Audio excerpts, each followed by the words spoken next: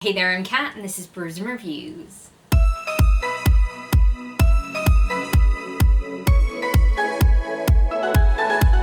In today's video we're going to be talking about all the books that I read in August, so let's get straight into this. The first book that I read in August was Winnie the Pooh by A.A. Milne. I just saw that this was on Audible and I kind of fancied picking it up because I feel like it's a little bit weird that I've never actually read a Winnie the Pooh book.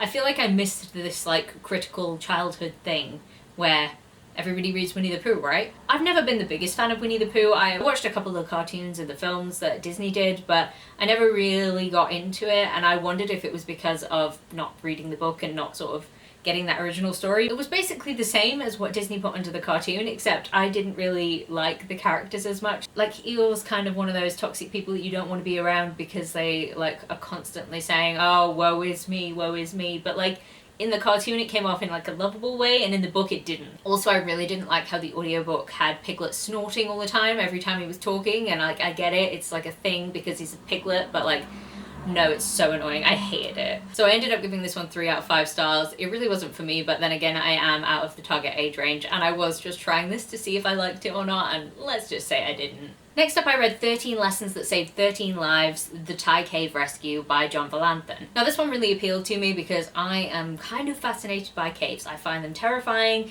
I also think that they are incredible, and the people who can navigate them are just insane, but wow, incredible. This is a non-fiction book about the Thai Cave Rescue. Now if you don't remember that, what happened is a group of boys and their football coach went into a cave in Thailand, and then all the caves flooded basically, so they couldn't get out, and everyone was like, are they dead? We need to find them, see if they're alive. And they were all alive. The mission was a success, and they did actually manage to recover everybody alive and unharmed, and it was really amazing. And this book is John Valanthan telling his story of what happened, and it was really fascinating because of so many different factors that had to be thought about, and I just thought his mindset was incredible. He kept talking about how you sort of had to put his emotions into a box in his head and just deal with what was happening. He had to think about all of the different scenarios. He had to think about swimming through the cave and finding dead children's bodies, because that might be a thing that would happen, and if he wasn't prepared for it, then it would break him. And I totally get that, and I find it so fascinating, the mindset that people who can do this sort of thing have to be in. It's incredible. And I really enjoyed this book. I definitely recommend it to anyone who's interested in cave diving or the Thai Cave Rescue, because his perspective is incredible. Obviously, I gave that one 5 out of 5 stars. Next up, I picked up Assistant to the Villain by Hannah Nicole Mayra. Now, this book is about a woman who is trying to find a job and randomly bumps into a fantasy villain. She gets offered a job. She ends up working as his assistant. She is the sunshine to his grumpy. It's very fun, and it kind of just filled this fun fantasy gap in my head. I really enjoyed it. I also really enjoyed the author's skits that she made on TikTok that were of the assistant to the villain, and I think this was really fun, and I can't wait to read the next one. 4 out of 5 stars. Then next up, I read The Blood of Olympus by Rick Riordan. I was reading this as a buddy read with Emily from Novelle Novels, and we have finished the Heroes of Olympus series now, and it strikes me that I did not remember a single thing that happened in this book, because, well, actually, no, that's a lie. I remembered one thing that happened in this book, and I also misremembered something. So one of the things I thought I remembered, I had completely gotten it incorrect, and for some reason I'd convinced myself that a certain character died and a certain character did not die, so I was really confused at the end of the book, and I was like, where did I get that from? What happened there? I'm so confused. But anyway, it was a really fun book. I loved Raina's character in this, and I really liked the growth that Nico goes through. There are a lot of fun things. Obviously can't say anything. It's the 5th book in a 5-book series. I don't want to spoil very much. But if you like the Percy Jackson series, you're probably gonna love it. Then next up, I picked up a manga, which was A Jin by Gamon Sakurai. And this is a book I put on Kindle Unlimited ages ago, and I could not remember why.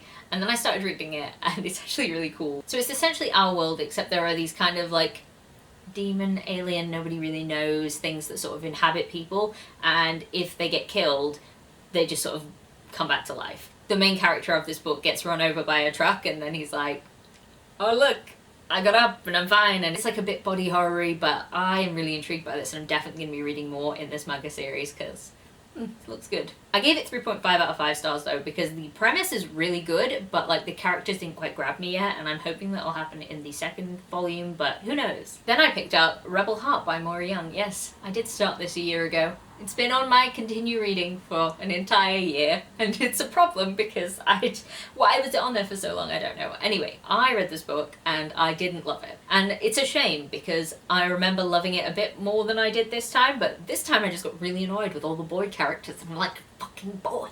I feel like the absence of a character that was very prominent in the first book is like a real drain on this, because they were like a really positive character and a fun character, and we get the introduction of a character that wasn't really in the first book that is in the second book, and oh my god, he's such a drag. I hate that character. I just want to smack some sense into him because he's so annoying, and every time he does something you're like, could you just not?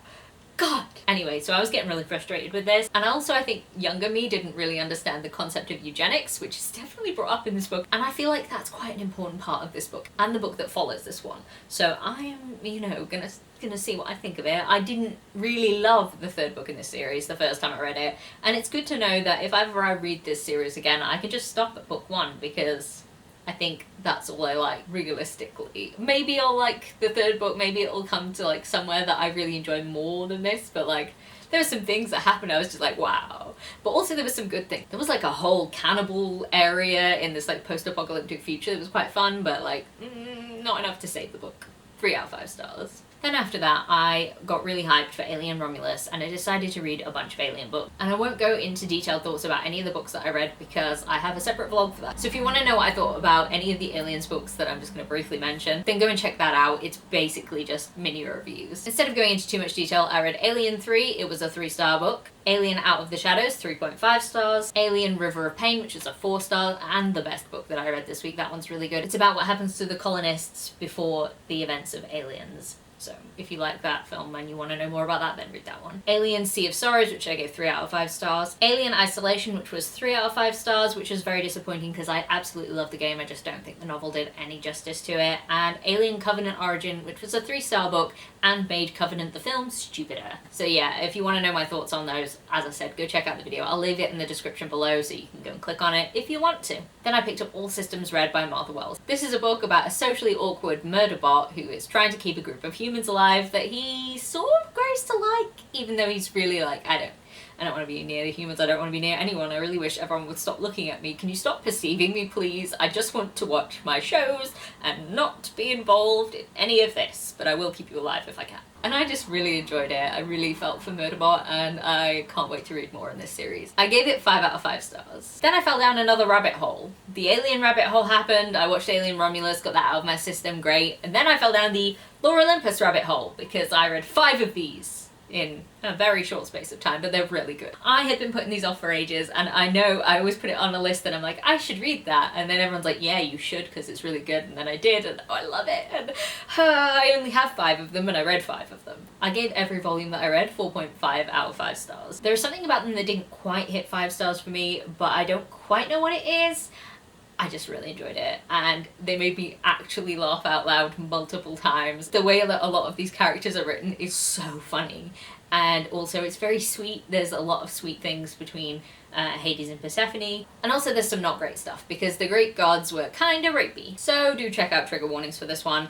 I really enjoyed this series and I cannot wait to get my hands on the other volumes that are out because I just need to know what's happening. I'd get them right now if I wasn't going on holiday, but I am, so I can't. I'll read them one day. So there we have it, those were all the books that I read in August. If you made it this far into the video, then please leave me a robot emoji for Murderbot because he deserves it. And if you like this video, please leave a like, comment, subscribe, and I'll see you in the next one. Bye!